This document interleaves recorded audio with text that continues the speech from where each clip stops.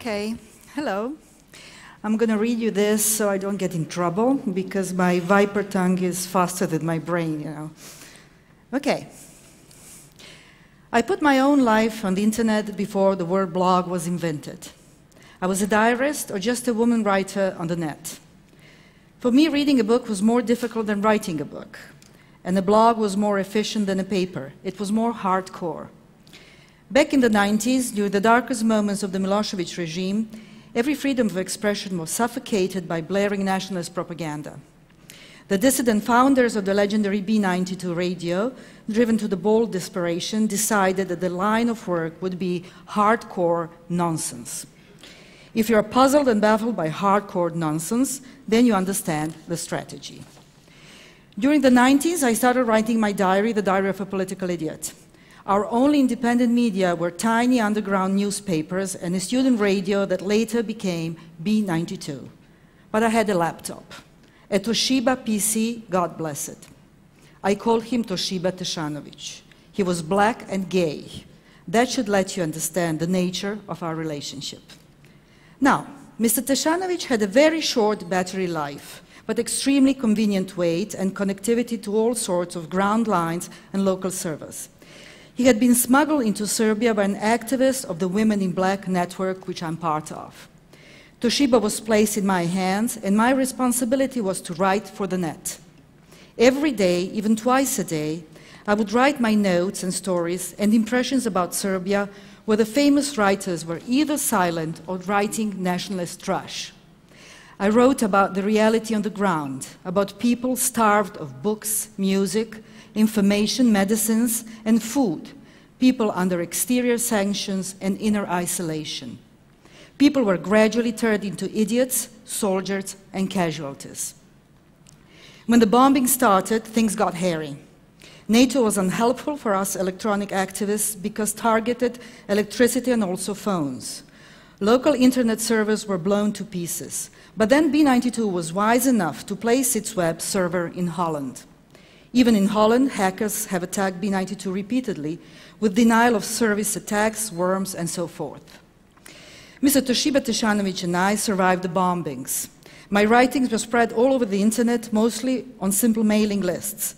My diary was also translated into 16 languages, appeared 12 paper book editions, and as a short movie in the Venice Film Festival. Well, after this burst of glory, history continued. Milosevic was toppled, the new premier Zoran Đinđić was shot, and 9/11 was a turning point for the globalization of the Balkanization. In the global war on terror, the whole world became the black world of invisible actors and paramilitary ghosts, spies and subversives, terrorists and state terrorists. But in my corner of the world, real blogging arrived 6 years after Milosevic was toppled. In April 2006, the B92 internet site was one of the biggest and the most read in Eastern Europe. B92 decided to open the so-called VIP blog with several authors living all over the world. I'm one of them, and there is plenty to blog about, as our troubled country is still basically run by an economic mafia of spies, assassins, former terrorists, and moguls. In Serbia, only 30% of population has access to internet. Probably 90% are addicts of pornography or online games, or else they're there to get a date. However, when we dissidents started collectively blogging, as we say in Serbia, elephant, heels, and keys, meaning things were unfolding uncontrollably in about a month, blogging opened a new free space in the Serbian public and political scene.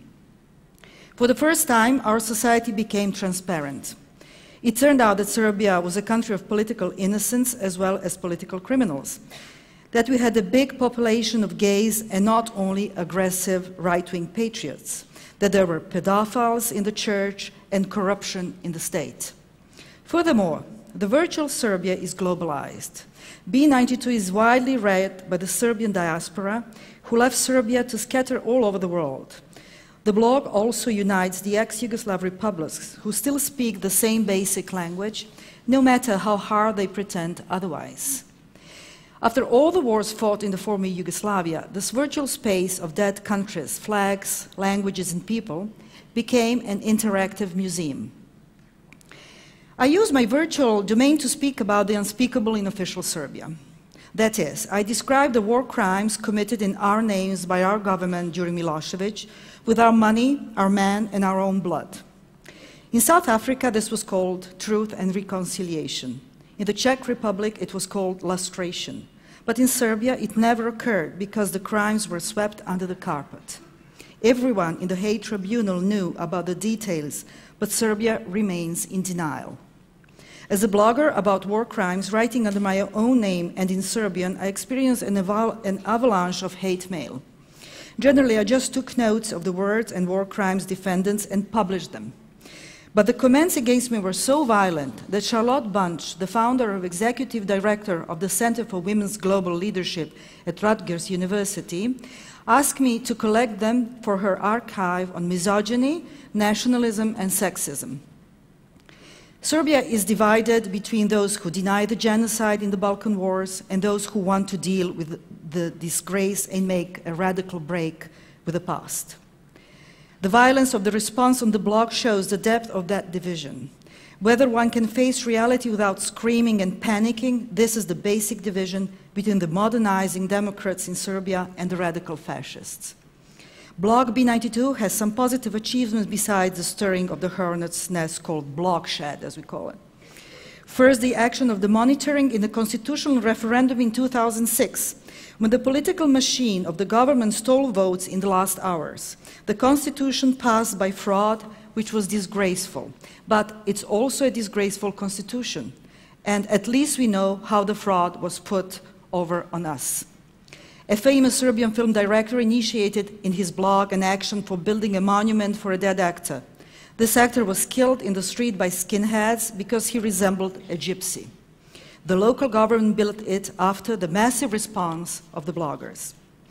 One municipality of Belgrade, Pančevo, is polluted on a daily basis by a foul petrochemical factory, which nobody wants to close, notwithstanding the official data of cancers and asthma in the region.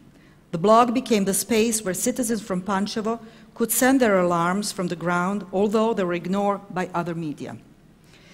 I was following the trial of the paramilitary group, the Scorpions, held in Belgrade Special Court for war crimes. When I asked the lawyer of the leader of the group to interview him in prison, he agreed. Why? Because they were reading my blog. They had noticed that I always use their own words and tried to stick to an objective point of view. They appreciated having that kind of reporting because they are thoroughly convinced that history is on their side. They believe that although they are treated as criminals today, someday they will be seen as heroes. Why? Because one day the whole Balkanized world will be as guilty of genocide as they are, so they will turn out to be the pioneers. My blog has also served as a useful platform for the words of non-bloggers, such as women activists, who are not media professionals, but still have a great deal to say. Of course, after the sudden drunken orgy of the freedom of expression of blogosphere, the local people got used to it, and the Serbian blogosphere became to Serbianize. That means trolls infected our blogs, and all kinds of people began using pseudonyms to provoke wild intrigues. The Serbian blogosphere started to look like Serbian literary or political life, which is squabbling and divisive and full of petty, competitive intrigues, with the egomania of failed writers and the power megalomania of the stars. And also very typical of Serbian history, the intensive participation of paid hackers and secret police agents. This brought to a glorious downfall of the first version of the first blog B92 in Serbia. It was a Drupal system based in Holland, but this frail social software there could not survive the heavy winds of the Balkan blogging. An upgrade to different software and some different user policies has created a new set of less political but also less manipulative Serbian bloggers. The blog B92 now looks less like a blogshed revolution and more like an establishment media. Other independent blogs, the dropouts and spin-offs from the first blogging explosion, are pursuing the new and the old fights that started as hardcore nonsense in the legendary B92. Games much bigger than an interactive community were being played. Just a few days ago, as it was just mentioned, the Democratic candidate Boris Tadic won the presidential elections in Serbia, narrowly defeating the radical candidate Tomislav Nikolic, the man the European press calls the Undertaker. That was actually his job before. But this election won't settle anything. Blogging in Serbia is volatile because it's from a volatile region. In the past 5 years, Serbia has made no visible progress towards European integration. On the contrary, the severe European visa regime surrounding Serbia has isolated the population. Russia is now intensively involved in buying out Serbia's public enterprises. This has pushed the country out of its natural geographical European borders into a fourth world orbit. Kosovo province still plans to split from Serbia with a unilaterally declared independence. Both Serbian candidates and all their voters live in denial of that possibility. Young people are still leaving the country when they can manage a visa because of an unstable political and economical future. The criminal mafia is still deeply involved in economic development, with an opaque economy concentrated in the hands of few moguls. The war criminals are loyally sheltered and idolized by the radicals as they slowly get closer to the dying of old age. Suspended between Europe and Russia, Serbia has become an auto-Balkanizing state. Only a third path, some new historical jolt, can break Serbia from its root. It will take more than laptops and blogging software to transform the Balkans. But when I come to lift, I can see that laptops and software have a turbulent history, which is very far from finished too.